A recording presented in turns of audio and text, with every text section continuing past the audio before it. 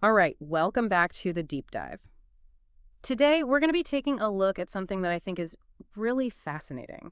We're talking about how what we do out in the field or even in our gardens can have a huge impact on the compounds that plants produce, especially those super valuable secondary metabolites we hear so much about, those compounds that are so crucial in medicine and a whole bunch of other fields. And you've brought in a ton of information about different cultivation practices, and I'm really excited to see what we can extract about how these practices can, unlock a plant's true potential. Yeah, absolutely. It's like we're going beyond just getting the biggest harvest, right? We're trying to figure out how to really fine-tune the chemistry inside these plants, especially when we think about medicinal and aromatic plants. Your sources are packed with details on how we can actually boost both the amount and the quality of these compounds, and that's what we're going to get into. Sounds good to me. So let's start with something pretty fundamental here, soil management. Your material mentions stuff like organic farming, cover crops, all that. What's the main takeaway here when it comes to the soil?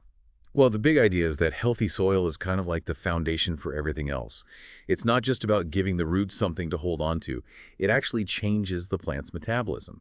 The studies in your sources suggest that when you have all those microbes doing their thing and nutrients cycling efficiently in the soil, you end up with plants that produce a totally different profile of secondary metabolites compared to, the more conventional methods. It's like the plant is just thriving in a healthier environment overall, so it's going to be producing different compounds. That makes a lot of sense. Now, there's also this idea of intercropping and companion planting, which is basically growing different plant species together. How does that play into all of this? So when we start thinking about plants being part of a bigger ecosystem, right? Mm. Well, when you grow different species together, you get this whole web of interactions going on. They're competing for resources, of course, but there's also something called allelopathy, which is basically plants releasing chemicals that can affect the plants around them. And on top of that, you've got changes in pests and diseases. It's pretty complex, but the bottom line is that all of these things can influence a plant's metabolic pathways and end up changing what kinds of compounds it produces. So it's like a subtler way of manipulating things, working with the plant's natural surroundings to influence its chemistry. Now let's switch gears a bit and talk about controlled environments, things like greenhouses and vertical farms. It seems like we have a lot more control over things in those settings, right? Well, yeah, for sure. In these environments, we can really fine-tune the environment to get what we want. The sources you provided really emphasize how much control we have over the light, temperature, humidity, even the carbon dioxide levels and nutrients. And this allows us to really optimize conditions for specific secondary metabolites, and we can often achieve levels that are way higher than what you'd see out in the field.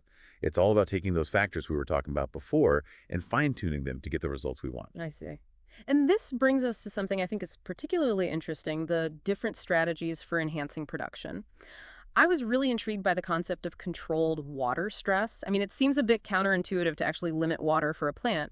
Yeah, it sounds strange at first, but it's all about how plants respond to a little bit of stress, right? Like a mild challenge can actually trigger them to produce certain types of secondary metabolites, especially those that are involved in stress responses. Mhm. You see this a lot with grapes, where a bit of water stress can boost the concentration of those beneficial phenolic compounds. It's like a survival mechanism kicking in. That's amazing. So, what about planting density? Does the spacing between plants really make that much of a difference? It definitely does Hmm. when you think about it. The space between plants directly affects how they're competing for resources, things like light, water, and nutrients, right? And this competition doesn't just affect how big the plants get, it also impacts how they allocate their energy. If they're packed in too tight, they might not grow as well, and the concentration of those secondary metabolites might be lower. But if they're too spread out, you're not maximizing your space. It's all about finding that sweet spot. That makes sense. And timing also seems to be pretty critical, particularly when it comes to harvesting. Oh, absolutely. The amount of secondary metabolites in a plant isn't static. It fluctuates like crazy throughout the plant's life.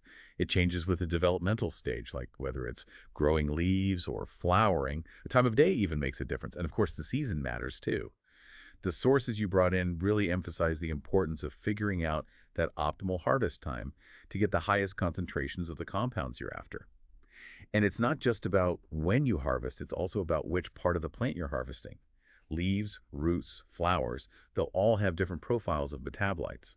And even after you harvest, how you handle and dry the plant material can affect how much of those valuable compounds you're able to preserve. Right. There are so many factors to consider. Finally, let's talk about pruning and training, basically shaping the plant. How does that come into play? Well, think about it like this. When you prune a plant, you're making choices about which parts get to grow and which parts don't. Right.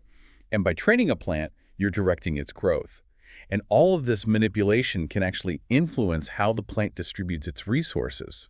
So if you want to boost the production of certain secondary metabolites in specific parts of the plant, you can use pruning and training to kind of nudge those resources in the right direction. So as the sources say, it's not just about being a gardener, it's about being like a plant whisperer, using all this knowledge from plant physiology, ecology, and agronomy to make the plant do what we want. Exactly. We're moving beyond just growing plants. We're learning how to cultivate specific biochemicals. We're shaping the plant's internal chemistry. So for our listeners out there, I think the big takeaway here is that the way we farm and garden has a huge impact on plants and those valuable secondary metabolites they produce. And by understanding the science behind it all, we can use these methods to actually improve the quality and the quantity of those compounds. And it makes you wonder, right? If these choices we make at such a small scale, like on a farm or even in our own gardens, can have such a big effect on these crucial compounds, what does that mean for global health? How can we use this knowledge to manage our resources better and, really make a difference? What other practices might be hiding in plain sight that could change how we interact with the natural world? Pretty exciting to think about. It really is. And that's all the time we have for today. Thanks for joining us on the Deep Dive. We'll see you next time. See you then.